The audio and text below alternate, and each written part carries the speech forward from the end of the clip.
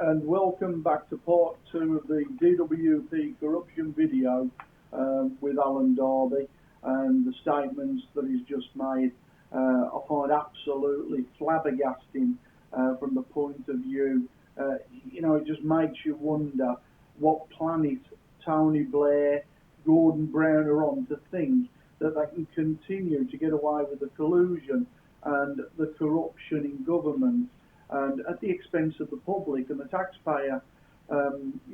What we've found is, in speaking to Alan, my colleague Roy Jenkins, who we did a video with a few weeks ago, the seriousness of the MP's involvement with the corruption and the collusion and the conspiracy alongside police forces, the Inland Revenue and local councils. What we've managed to do while we've been on air is tie up the fact that these councils involved are linked with the corruption. That's a frightening aspect from a government point of view, because this proves and highlights the collusion and the corruption within government.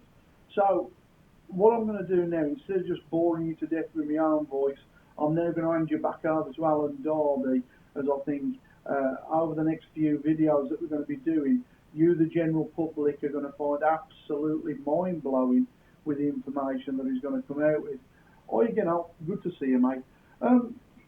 You made a lot of serious allegations there, Alan, and I think you have got the information to back this up, because I've seen it with my very own eyes. Indeed. I'm just a bit stuck for words as to things like I've just said here on the video. How Gordon Brown and his clowns as MPs really believe they can continue to get away with this bloody corruption. Where does it go from here? Well, the difficulty that we suffer from is that when we can identify a police officer, a member of the judiciary, court service operative, even an MP, the whistleblower in this country, as has been shown many times over, becomes the victim of his own goodwill, of his own personal integrity to inform the authority that victims are the public. And in the case of the multi-million pounds thefts, the victims are persecuted. The whistleblowers are persecuted. They're not rewarded. On the contrary, on the other side, those that have committed the crimes are protected by being promoted. I.e., if he's an ordinary constable, he becomes a higher ranking police officer. If he's an MP, he becomes a minister.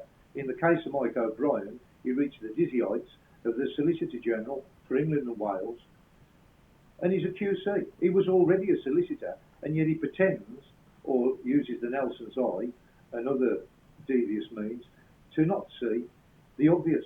And the obvious in O'Brien's case was £5.4 million theft. This was with the Browns, wasn't it? What was that about? This was, if I can, let me take you back to the beginning. The two solicitors involved in the defence of the allegations that I made of the planning scam, to protect North Warwickshire Borough Council, they stole from the clients' accounts. And the clients were called Amerson, and they lived just down the road, half a mile from here. We can walk in half a mile. 3 spinsters. However, they stole that money, £94,000, in 1989. And yet the police records at Coventry Crown Court trial, when the solicitor was eventually arrested in 1988, he walked into a police station and said, "I've just stole money off my clients, £1.3 million. He picked the right police station because he went into Warwickshire Police Station in Nuneaton and gave himself up there. Now, this is jumping the gun a little bit. He was an Argyle solicitor. Argyles are an old established firm in Tamworth, Masonic solicitors, no doubt.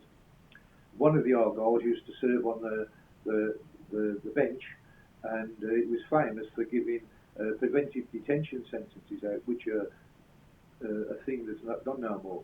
And he was compatible to one of the Cadbury brothers, who was feared by most criminals, which is rightly so. But they are Masonic. Now, Argyles, to protect themselves from the evidence that I uncovered, which was quite unusual, really, for me to be able to turn around and say that I did it, because I am dyslexic. I have great trouble in writing, and when I used to start this, when I started dealing with these people, I used to write freehand, and they must have thought, this guy is illiterate, he's a dummy, he can't spell.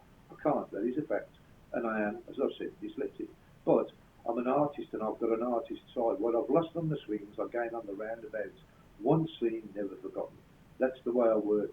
I've got that inborn compensation for, as I said, lose on the swings, you gain on the roundabout. So if I see something, it stays, the footprint is there for virtually ever.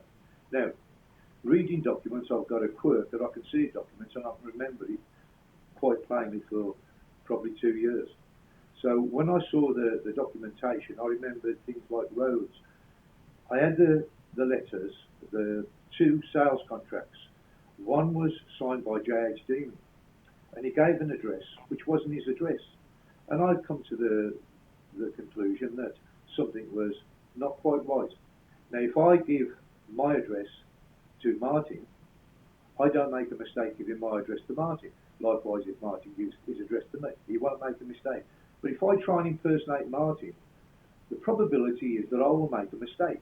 And this is what happened to the Deeming situation. He brought a property which he shouldn't have brought, and he was sold the property by the solicitors who was defending the allegation, i.e. the houses that he sold were subject to the court case which I took out for non-payment of money for work I did, that was subject to an investigation for an allegation of planning irregularities. Now, what they did, they moved the documents from Birmingham Crown Court, from Birmingham County Court, and the documents went to Wolverhampton Court. Nobody knew they was there until I uncovered them at Wolverhampton Court 2 years later. So the case could not progress. And in the meantime, they got 2 night watchmen, one J.H. Deeming, his real name was Andrew Joseph Brown, who just so happens to be a prison officer at Winson Green Prison, who, through an attack, was on sick leave. And he used to sit at the house and he forged the Law Society sales contract to say that he was J.H. Deeming. And the firm of solicitors who acted for the sales were Rutherford's, also in Tamworth, which were at the time the biggest firm of solicitors in Tamworth. Rutherford's have got offices in Birmingham by the Birmingham Mail. Now, the other night watchman that they employed was a man called Richard William Colson. Richard William Colson, so the documentation is claimed, took a 25-year mortgage with Bristol and West. Bristol and West are owned by the Allied Irish Bank. And it is claimed that Richard William Colson had a 25-year mortgage through Bristol and West to buy another property, which was due to go to court in the case, and it was subjudicial. It couldn't have been sold because it was evidence without being tested. I was testing the evidence with my own structural and engineers to prove the fact that the work I did was, in actual fact, was good work, where they was claiming that it was bad work. And they put a counter-claim in at £42,000. What they owed me was £6,300 at the time in 1989. However, having disposed of the property, I was using legal aid. I couldn't run my business anymore. I had 13 blokes, I dismissed them to take on the case, which I thought I could easily win because all the evidence was strong evidence in my favour. And I didn't do any bad work. The work was good. I looked after the customer. I bent over backwards to look after the customer. And I had qualified rickies, plasterers, electricians working under me. I took a pride in my company.